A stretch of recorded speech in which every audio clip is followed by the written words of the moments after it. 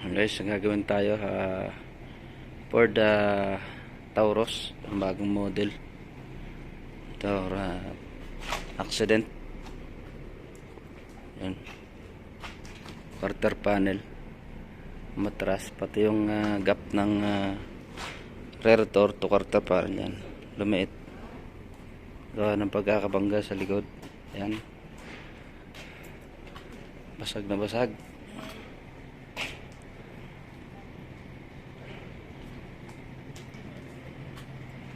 So ayan, order natin lahat ng piyesa ng damage. So itong bagong model, kaya makikita may mga piyesa halos punit-punit lahat. Ayan.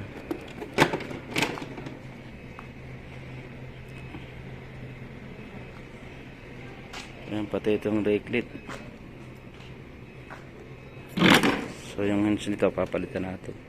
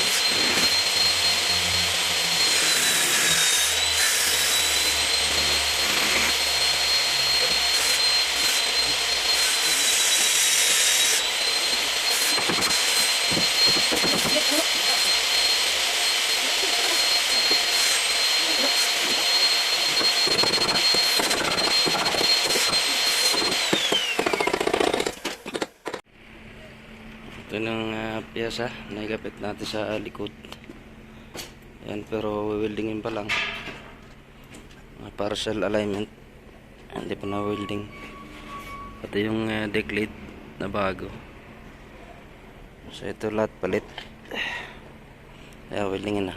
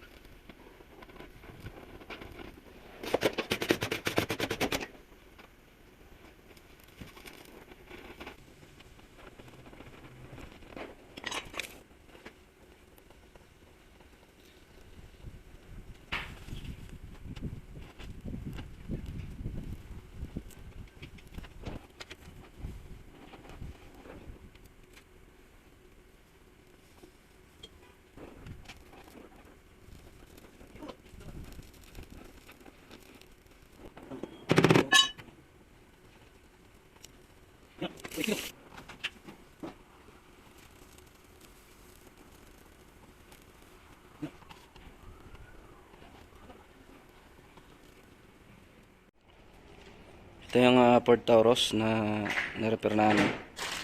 So ito yung bumper gamit na bago. Tapos yung mga lift gate alignment yan. Yan, bubuga na lang yung bumper. Yan. So ito tapos na namin sa latero. So ilang tapos na. Ito na kayo isang unit ulit tayo. Ford Taurus 2020 model. So yun lang, tapos na. Maraming salamat. Bye bye.